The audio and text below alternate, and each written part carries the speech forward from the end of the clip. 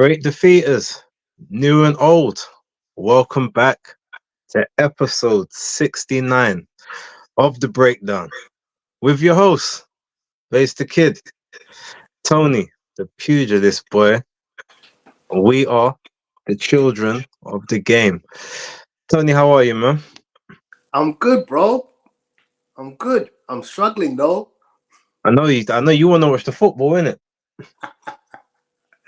Well, look, for everyone, I took some inspiration from Anthony Joshua, and I feel like, you know, darkness retreat. I wait to see, can I do it without the 2 grand outlay? So, we are here for the time being.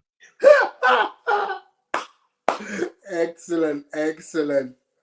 Love it. But how are you? How was your weekend? Yeah,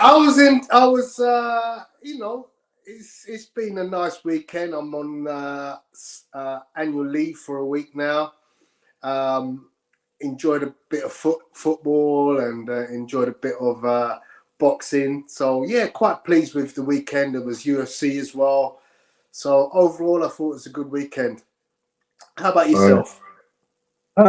You know what? I'm gonna be real. Like, this weekend was disappointing for me personally, yeah, because we had obviously a big fight which didn't take place, which we was all looking forward to. I didn't go to the York Hall, but yeah, I enjoyed the fact that Chamberlain won finally. We'll speak about that shortly.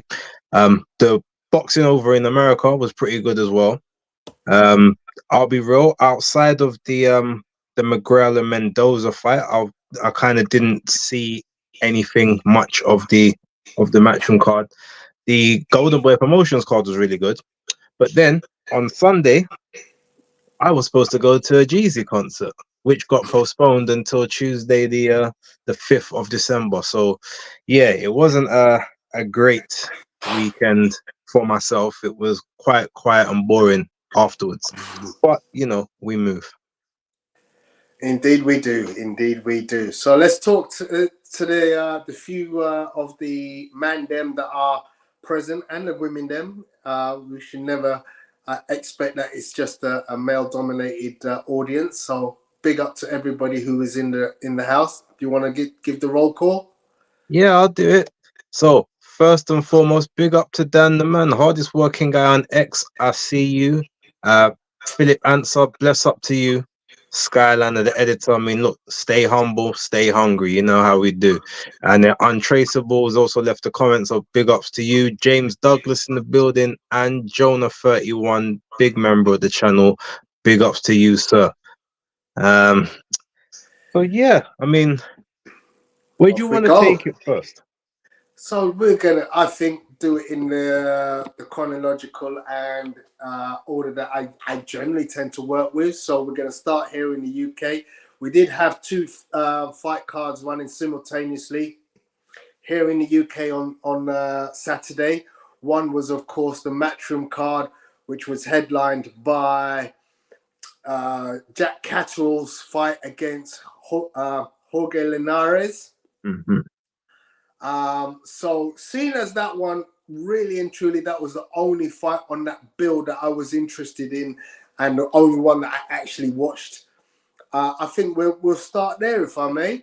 Yeah, well, look, my 4 days is up, so I'm back with the folks. I'm gonna be real, same as you, Tony. There's very few fights I actually watched all the way through. So, guys, this week there's not gonna be very many technical breakdowns. We're just gonna give thoughts on sort of some of the fights and how they kind of went. And yeah, we can kind of get everyone else back out to watching the football, hopefully. But we'll see how we go. Take it away, Tony. Okay, so this was a fight that obviously had been made. I thought this was a great matchup because Jack Catterall is clearly on a collision course to try and get the rematch with Josh Taylor. He's been calling him out all and sundry. Two fighters came in bang on the 140-pound weight limit. Overall, Jack Catterall was in control of this fight from front to back. He was extremely accurate with his punch selection. He showed aggression where needs to, but he also showed some good defensive skills when he needed to, in terms of utilizing the ring and finding the opportunity. He didn't walk into any traps that Jorge Linares would try to set for him. And for that, and to that regard, I thought this was an excellent performance by Jack Catterall, because he effectively outthought a very good thinking fighter. You know, I've been a great fan of Jorge Linares. You know, we do know that he has decided to move out of boxing now and retire. You saw the scorecards there, which were quite wide, 117, 111, which showed a form of dominance. But, you know, Jorge Linares is undoubtedly, to me, a great fighter. He's not a legend fighter, but he's a great fighter. He's been involved in the sport for a long time. He's been involved in great fights. He's won world championships in various weights. So to me, you know, this was a good fight. Jorge was trying in every round. It wasn't like he was faded and unable to put in an effort. You know, one might have thought that potentially was age just creeping up on him too quickly, and him being unable to put in place any kind of game plan that would work against Jack. I just thought Jack was in control and worked a very strategically good fight. One which, you know, we had seen in the first fight with Josh Taylor, where he was able to control large elements of that particular fight using good fundamental skills. But I just want to give a lot of praise to Jack, because I think he is undoubtedly one of the unsung heroes of our, you know, of our country in terms of boxing capability. He's definitely able to control fights with a range of skills. He carries decent power without having knockout power, but he knows when to step on the gas. He knows when to let loose. He knows when to take time out and reset, and he knows when to force the action. It would be interesting to see if he should get a shot at a world title, you know, without getting Josh Taylor in the way, or whether Josh, at this stage in his career, would be interested in trying to get into the ring with Jack. If I'm Josh, based on his last performance, I'm staying well clear of Jack Catterall. I think he's a danger man. I think he's the boogeyman as far as Josh is concerned. You know, I've often said I believe T.O. is one of the great fighters of this generation. It would be interesting whether Jack could get himself in a position where he could fight and challenge for a belt or two against Teofimo Lopez. Yeah. Go for it, Master. Okay. Well, I didn't watch all of this fight. I literally, so basically what happened was I fell asleep about round 6, I think, round 6 or round 7 of the McGrail and Mendoza fight, and then I ended up waking up about around 10 of this one. And of the 3 rounds that I saw, or 3 to 4 rounds, I wasn't in a rush to go back and rewatch it. Maybe that's partly my fault, because I expected for Jack Catterall to make a statement, quote unquote. It's very easy to dominate and outbox someone, you know, who's coming off 3 losses on the trot. But the statement had to be made to put yourself in a position to get, you know, or to call out world champions. Now, maybe he didn't need to make that statement because his plan wasn't to call out the world champions. He called out Josh Taylor. And obviously they're looking at potentially doing that at a catch weight if they can. So that's fair. But from what I saw in the rounds I saw, they were comfortable yet uninspiring. Like, there was nothing that I saw and said to myself, yeah, like I want to see Jack Catterall again. And I think Catterall's a pretty good fighter. I think he excels best against people that are probably either very aggressive pressure fighters or like very come forward boxer punchers, as opposed to Linares, who was, I guess, trying to pick shots and trying to find openings. Jack Catterall doesn't really give you much of those. So again, I haven't seen the entire thing, so I'm just going off of speculation more than anything else.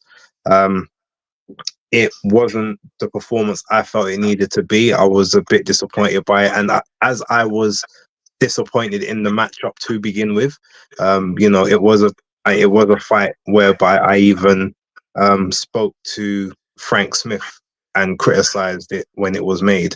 So yeah, the fact that I guess Jack didn't stick to the script, in my opinion, probably just soured me on that one a little bit. So I don't really know where he goes from here, because ultimately he hasn't got the most fan friendly style, and he's got no real market value. So it's like his style's not fan friendly. It's not. You know what a fan friendly style is, and it's not Jack Catterall. And ultimately, as good as he is, he's definitely in the who needs him club. He's he's not the hugest of ticket sellers. He's not he's not the biggest household name. The most notoriety he has is based off of the Josh Taylor fight that he was robbed in. Outside of that, let's not forget, Base, that he just headlined his own card against against a 135 pounder blowing up. A guy, basically, the only reason he headlined against him is because they knew that Linares has a bit of a following up north.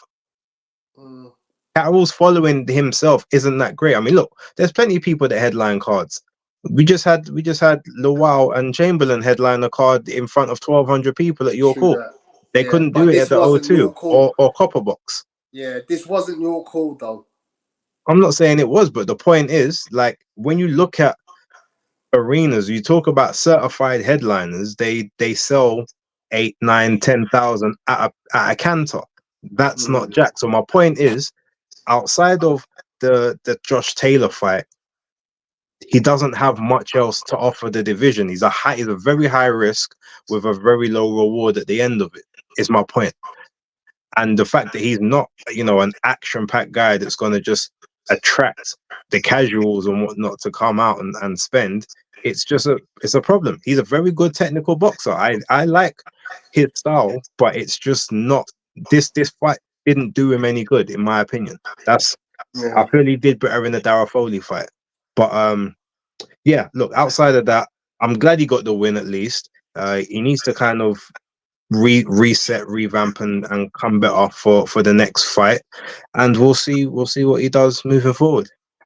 So Jam Down says Base is correct with this one. Catterall doesn't have the punch power to capture the mass, and he's a bit too technical for the casual.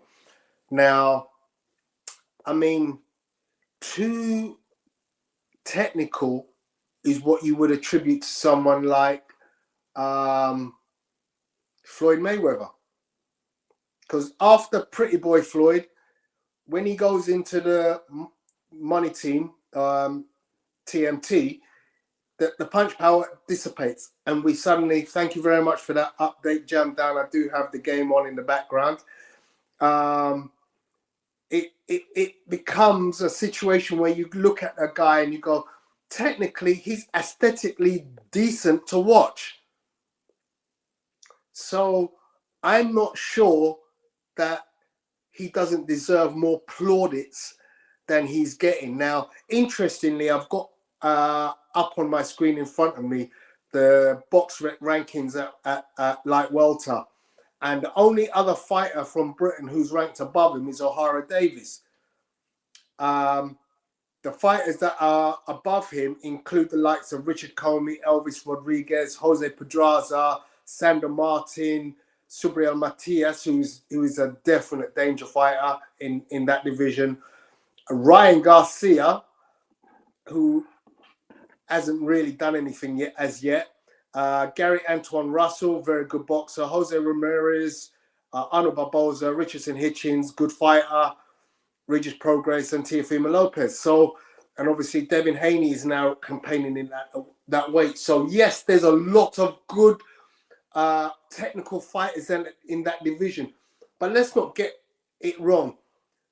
Jack Catterall, I believe, is easily, to me, the best British fighter in that division. And that's not being a hater of O'Hara Davis, because I think O'Hara Davis is actually a good fighter. But I just think Jack is that much better. Well, all right. Before we move on to the next one, what I will say is, comparing it to Floyd is a little bit different. Number one, Floyd already built up a cachet before he became Money Mayweather, and also let's not forget what was Floyd's bread and butter.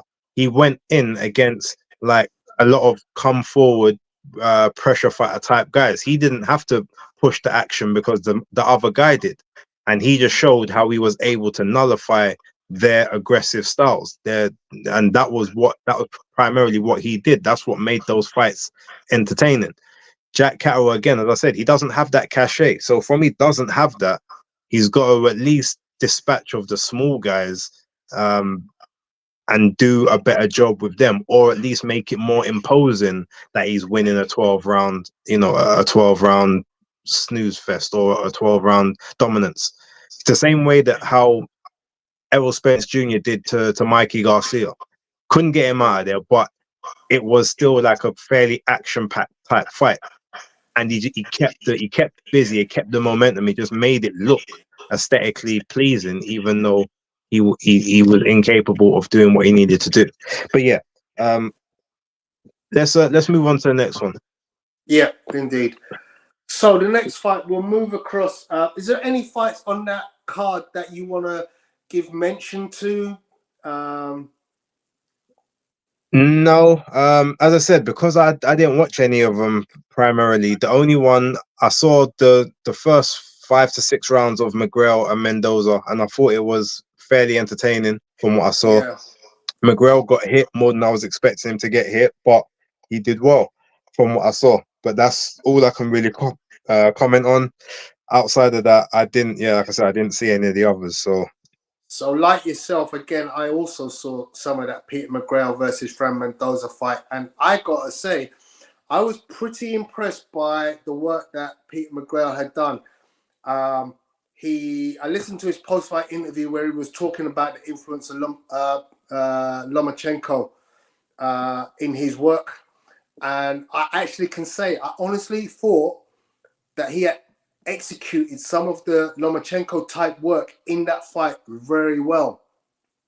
So I'm very interested to see where Peter McGrail goes from here, because I thought, from what I saw, as I said, I didn't see the whole fight, but what I did see was sufficient enough to me to go, hang on, this guy looks decent. And if by what he's saying, it's interesting to see that he actually is capable of looking and analyzing styles of boxing and replicating those to his advantage in fights. So one to look out for, guys, definitely.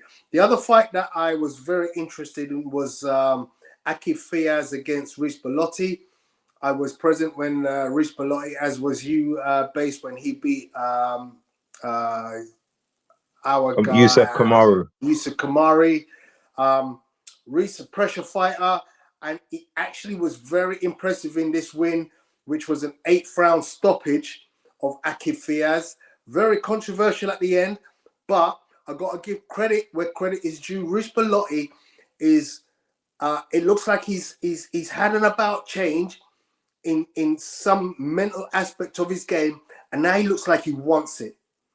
Akif Fiaz, to me, a very good fighter who I was thinking potentially could cause problems for Rhys Bellotti, but in fact, in most of what I saw, Bellotti was in control and able to effect very hard punishing punches on Akif Fiaz. And again, I'll need to watch more of that fight to be able to comment more on it. But from what I saw, very good performance from Rhys Bellotti. Yeah, Jam Down, to answer your question, I saw maybe the first round of it, the first 2 rounds, but I predicted Bellotti would win. Now, I thought initially that it was going to go points. I thought he would just outwork Fiaz. I'm sorry, that one KO in 12 fights was not going to help you against a guy that's a noted puncher.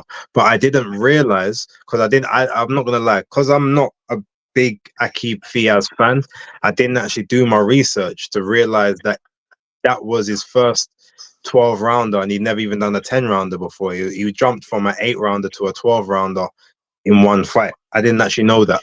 So if I'd have known that, I would have picked him to lose by KO instead of decision. I thought he had been in 10 rounders before. So yeah, that was a bit of my ignorance to actually do the homework on that fight. But yeah, I predicted that Bellotti would win, and it wasn't a surprise to me that he did pull it out on this occasion. So yeah, pretty much Cool. that's that. Cool. Okay, let's move on swiftly to the Queensberry boxer card, which was headlined by Isaac Chamberlain challenging Mikel Lawal for his British title and a vacant Commonwealth title. We'll go straight into some of the action that I've pulled up for this. Wait, before you go to this one, do Louis Green and Sam Gilly. Okay, now I was going to leave that for the next one because to me that was the fight of the night. Louis Green against Sam Gilly at super welterweight 12 rounder. What belt was that? It was the Commonwealth. Was the Commonwealth? Yeah, Commonwealth super welterweight and the British super welterweight. So yeah, no, the British. It was an eliminator for the British title, but it was for the Commonwealth. Okay. So yeah, this was an absolutely excellent, outstanding fight between two guys who basically brought different elements to this fight. The pressure fight was undoubtedly Sam Green, who was. They were both pressure fighters. Yeah, but I think when you look at it, Lewis Green, sorry, and Sam Gilly was trying to do a little bit more by way of boxing. And I think this was one of them situations where Lewis, as you can see, he's doing his old shoe shine there. He was actually trying to box more, but was unable to do too much boxing because he was being forced to fight by Sam Green. But this Lewis Green. Sorry. You're watching the football, aren't you? You can't concentrate on two things at once. Yeah, 2-1 to Arsenal now. Yeah. But yeah, it was a very entertaining fight, and I got to give credit to both guys. Green did go down from a beautiful body shot, which you saw from Gilly. Gilly was very much trying to box on the outside, use his long levers. That's something that I've been teaching my kids at boxing, is how to box at different ranges. You know, we did some infighting over the weekend. I tried to maintain that, you know, they need to start working on trying to keep distance and control the distance by using more long to mid-range shots, and only when necessary engage in short-range fighting. In fact, when I grew up as a boxer for All Stars, you know, our ethos was only long and mid-range fighting. You know, we did not get encouraged to do any infighting whatsoever. Not to say we didn't do it, but we were not encouraged to utilize the inside game. We were encouraged to stay away from getting into, dog fights in inside game. So my ethos is the same. And that is to box on the outside, use long levers where you can, use movement, stick and move, etc. And Sam Gilly did try to do that, but it was just unfortunate that he wasn't able to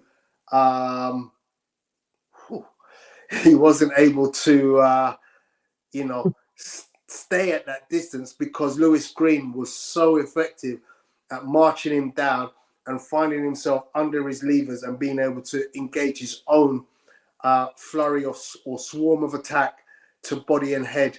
which caused a great deal of difficulty for Sam Gilly to try and negotiate. But he did it. And, you know, he was able to basically outwork Lewis. You know, he had to work his socks off. There's no doubt. You know, this was a fight that was 12 hard rounds, top to bottom. You know, there was no rounds where he got a let off. And it's a credit to both fighters' engine and their work rate that this was an absolute barnstormer from front to back. And there wasn't a moment of, you know, oh, somebody's taking a round off, or, you know, we've seen a lull in action. No, they kept the action pressing ahead from front to back, all the way to the 12th round, where you go, you know, surely one of these fighters is going to be tired. But it didn't happen. Their energy levels were high throughout the whole fight, and it was a very entertaining fight. What did you think, Base? Yeah, no, look, I agree with you. Lewis Green and Sam Gilly, like they put it on the line. I know that you said that you wanted to put it next because it was like, you know, the fight of the night, but it wasn't the big fight. So that's just why we're talking about it now. But ultimately, look, they both pretty much was in the phone booth. Sam Gilly picked the better shots overall, but he was made to work, and he was made to work extremely hard for the victory. And you know, he's promised Green that if he gets the British title, if he has a voluntary, the voluntary will be against him, and they'll run it back for that. I think that the scorecards. Bear in mind, even though I did watch it, but I didn't, you know, like watch it meticulously with a fine tooth comb. I did think the scorecards were a little bit unfair. It was a little bit too wide. But with that being said, the right person did win, and it was definitely fight of the night on that card. And it was arguably fight of the night overall. If not number one, it was definitely number two. So yeah, congratulations to both guys for putting on a great performance, and I'll be interested to see what both guys do moving forward. And that's pretty much all I've got to say about that. Excellent, excellent. And Traceable thought that was a very good fight to watch as well. So we'll move on to the other fights on that card very briefly. We'll talk about Karis Artinstall, who was fighting Vanessa Bradford. Yeah. I'll let that to you, actually, because you know more about these two guys. Well, there's not really a huge amount to display and tell, really. I mean, look, it went 2 rounds. Vanessa Bradford's never been stopped before. The corner pulled her out after the second round, believing that she was just going. It was kind of just going one way. Prior to this fight, I think she was 7-4-1 as a record. Been in the ring with Michaela Mayer, Alicia Baumgardner, Hyun Mi Choi, 3 former champions. None of them were able to do to her what Karis Artinstall did. Now, that being said, obviously, Vanessa Bradford is a bit more wear and tear on her at this point. And also, I think Artinstall fights at featherweight, 126, whereas Bradford has always seemed to campaign from like 130 and up. So potentially, she might have been a little bit depleted. Which may have contributed to the punch resistance.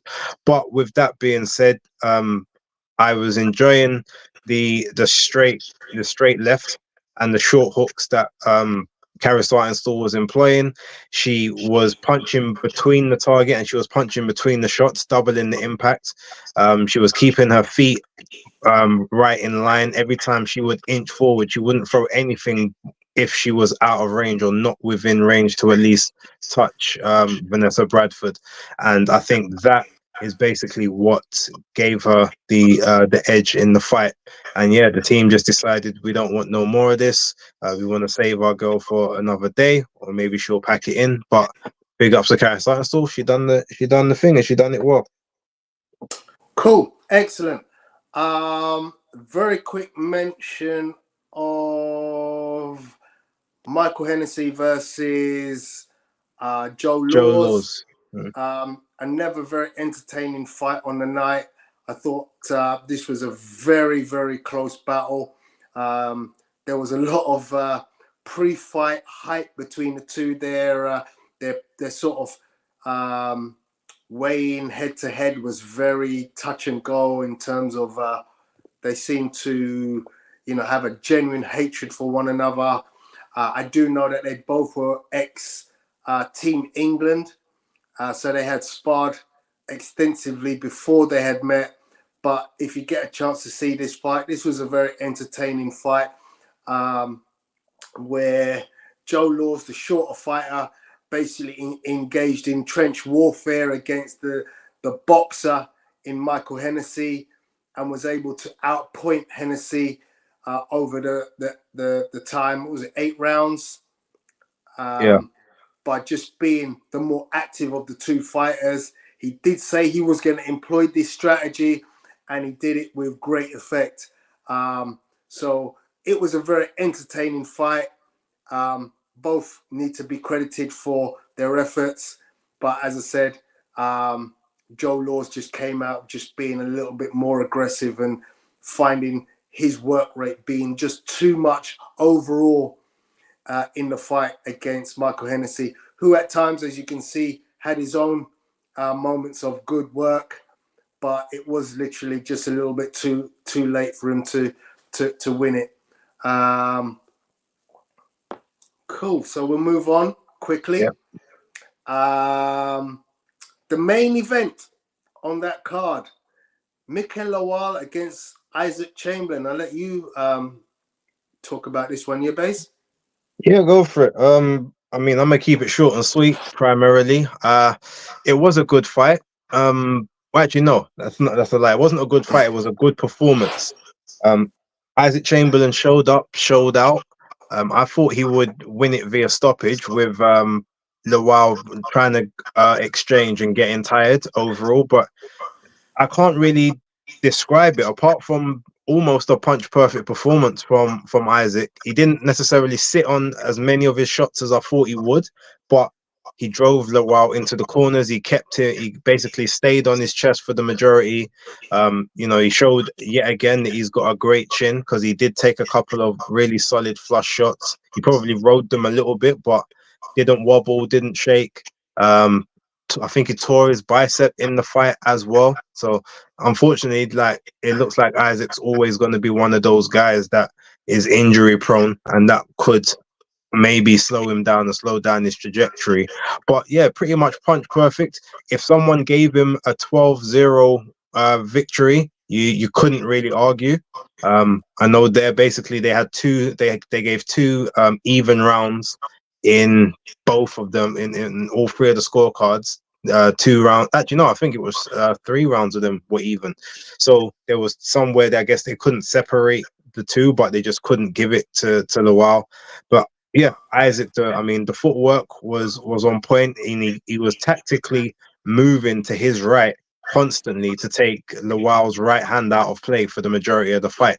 And while shooting that stiff ramrod jab to his solar plexus, to the head, keeping him off balance, not allowing him to set his feet. Lawal's used to fighters that literally kind of just stand in front of him and let him sort of just trade and plant his feet and go to work. But Isaac's just too slick, just too much of a good quality boxer for that. So yeah, unfortunately, he came unstuck.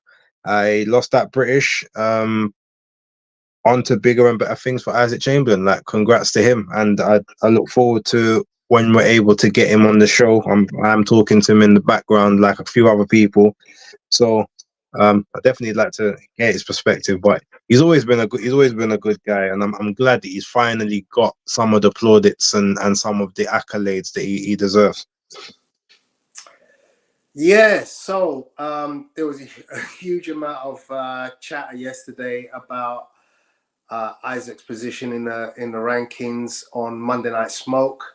Isaac is without doubt one of the loveliest people I've met in the game of boxing. Every time I've met him, he's been one of the most, hospitable people, always willing to give you, some time to speak. And just a generally nice guy. He's actually, if you know anything about the backstory, he's had it hard. And he's done well to elevate himself to where he is, with some sharks around him on his way up. He did what he had to do. You know, this was a very disappointing performance from Mikel Lawal. It showed that the levels from Mikel Lawal were just never there. Quite simply, you know, he's a hard, tough kid, but boxing wise, he's not at the races in terms of levels compared to the better fighters in the cruiserweight division.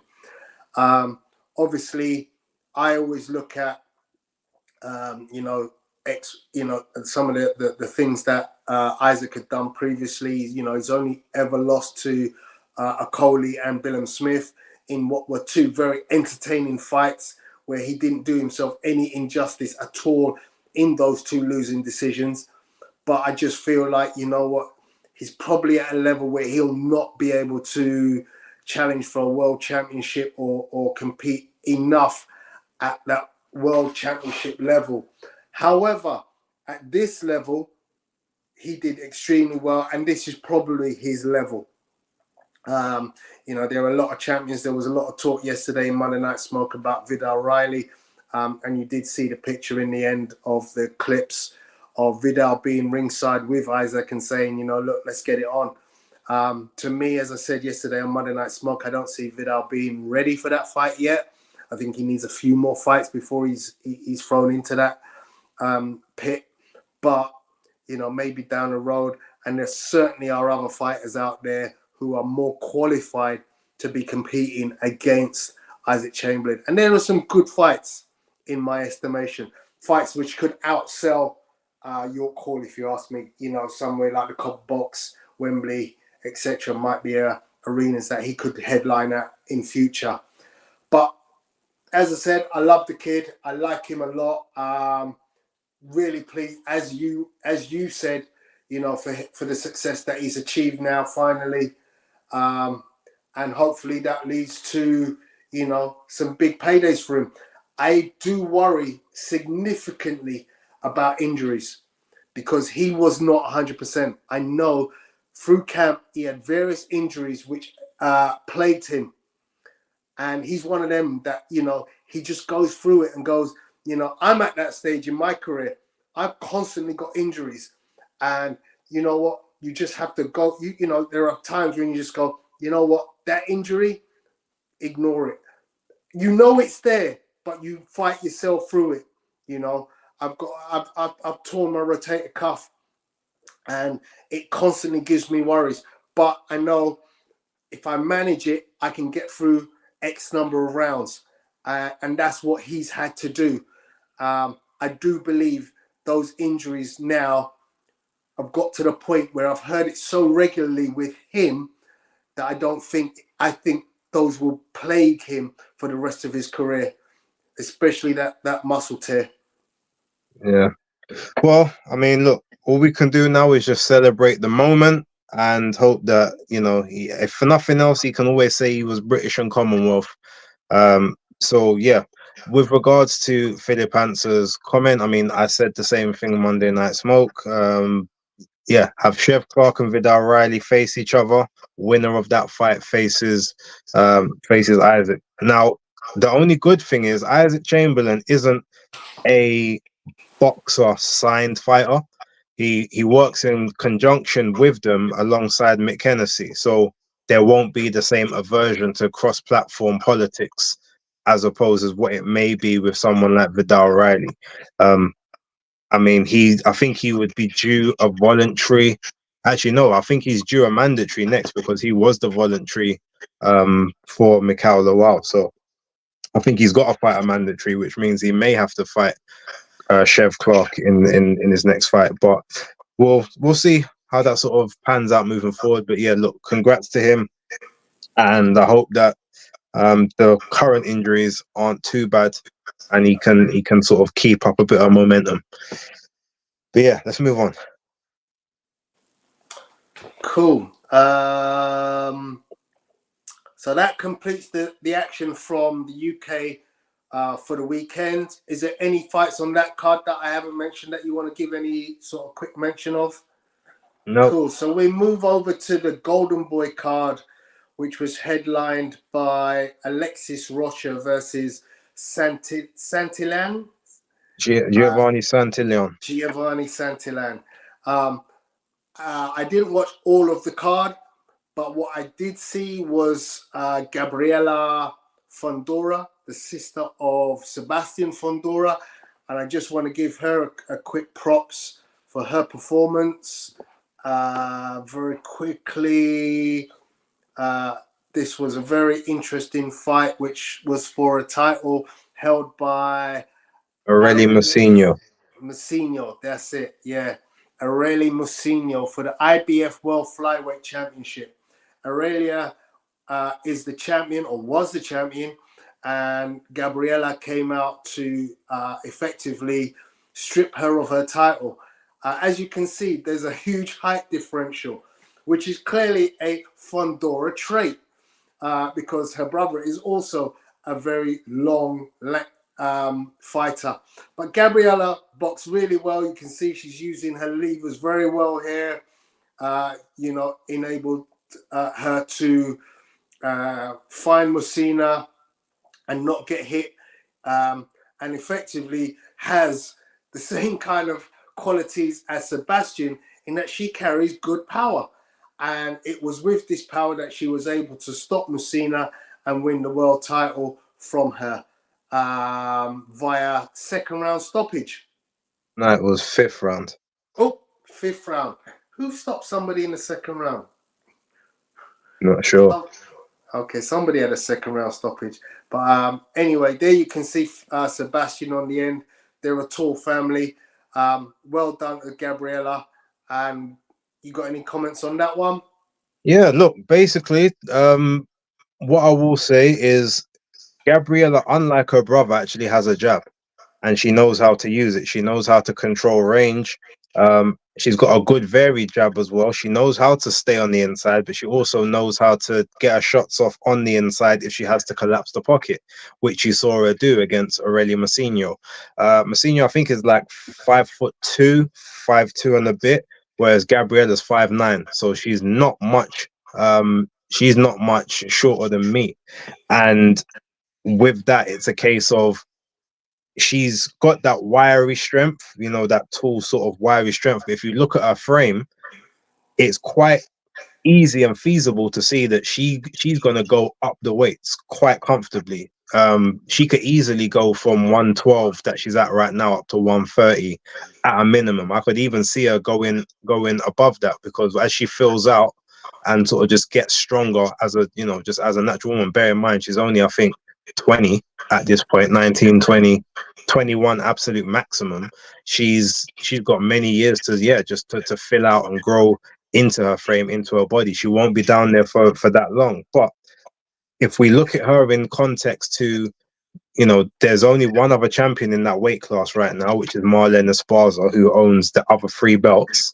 Although one of them, she's got to do a rematch with Gabriella Alaniz, because the commission ruled that the judging on that fight was suspect. Basically, she got given a gift decision, and so she has to run that back. But outside of that, if you forget those, you've got girls over here like Chloe Watson, you've got Maisie Rose Courtney, you've got these other girls in those weight classes. If they've got to go up against Gabriella Fondora, they're never winning a world title. It's literally that serious. And if she decides that she wants to move up to 115, well, at the moment, that's where Shannon Ryan's competing. Now, Shannon, I think, has the necessary tools to be able to offset and make that a very close 50-50 type fight. But even Shannon, I would say, is in trouble if she doesn't get those tactics right. The best thing about that is the fact that she's got, because she's just an older woman naturally, she probably has got a bit more strength to be able to sort of, maybe if you get on the inside, you can sort of bully the younger girl, so to speak. But she doesn't have the power that Fondora has. And that's not to say that she can't crack. She can, but Fondora just has the power. She's, like I said, she's got that wiry strength. So there's a lot of girls in and around 112, 115, 118 put on notice. Like, I feel like all of those divisions are hers as and when she decides. and you're gonna have to do something very special to stop her. Again, she's nothing like her brother, so it's not even fair to compare the two. It's a very similar to Daniel Dubois and Caroline Dubois in that sense. One of them is clearly levels above the other. But That's yeah, a very good analogy, Base. Actually, that the styles are so different between the girl who's the better boxer compared to her brother, who is not so good technically, but certainly is well recognized in the boxing world. and if you notice, both her and Caroline are both southpaws, whereas both of their brothers are orthodox. So yeah, the Okay. parallels are there. But trust me, as Yeah. much as, like I said, everyone here knows like my opinion on Shannon. I think Shannon is like top dog at 115. She said she was thinking about going down to 112. She might decide to move up instead of down, because you can win that fight, but that fight is that's a fight you don't really want to take if you don't have to. Fondora's a problem. That's my opinion on it. But yeah, let's move on to there was a the whole card, to be fair. I think it was the best card overall on the weekend. The Golden Boy, they seem to do that quite a lot. They've got the cards themselves are very understated, but they always got a lot of competitive 50-50 scraps. But there was only one fight on that entire card that ended in a knockout. So I mean, the end that went the distance. Sorry. So yeah, but we'll just talk about the main event. Cool. Okay, so this was arguably the second best fight of the night. Come on, Tony, focus. Give it 2 minutes to focus. Okay, so Alexis Rocha against Giovani Santillan. Alexis Rocha at 23-1-0, going in against the unbeaten Giovani Santillan, who was 31-0 going into this fight. This was for the WBO NABO welterweight championship. Let's get the action rolling because I have a hell of a lot of it. This was again a very entertaining fight for the weekend. So as I said, it was quite a good weekend for boxing if you picked your fights right. Because I've got so much footage of this fight, I'm literally able to just sit and watch and admire two southpaws going in against one another. Alexis Rocha was easily the crowd favorite. He was very much the home fighter. People have mentioned him as being a potential candidate to fight, Terence Crawford, mentioning him as, one of the better top 5 welterweights. But as it happened, Giovani Santillan came in and completely upset the whole card. So Giovanni, just so people know, is in the green gloves. It's very confusing when both fighters are wearing black and white shorts. They both look very similar, but the green gloves is Santillan, and you saw the first knockdown there, which took place in round 5. This was a 12-round fight because it was for the NABO title, but Santillan took care of the work inside 6 rounds. And you can see that he's very much I'm going to get in your face and I'm going to wail away. There was not a great deal of, style and substance by way of approach work, jabs. Look, let's just go head to head and let's just see if you can keep up with the power that I'm about to deliver. And that's what he effectively done. Look, he's allowing Rocha to get his work off. He's saying, I don't mind that you're getting off your shots from distance, because when you get into the short to medium range, that's where I'm going to do my work. He exchanges jabs, but really he's all about getting in here and then throwing those hooks. As you can see, he's catching Alexis Rocha on the top of the head with high hooks, and then he comes under, mixing the attack, body and head. You saw the 3 hooks, right hooks, straight one after the other, that effectively felled Alexis Rocha. Santillan carries great power. Of his 31 fights, 16 of them at that time were KOs. He's now on 17 KOs. This was just a beatdown by Giovani Santillan. I'll let you jump in at this stage, Base, because there's still a lot of action to watch, but you can also utilize the action to describe what you felt was the plus points on this fight. Yeah, no, look, basically, the backstory between the two, because Philip answers asks why he fought him. Well, essentially, Giovani Santillan he's actually a light welter.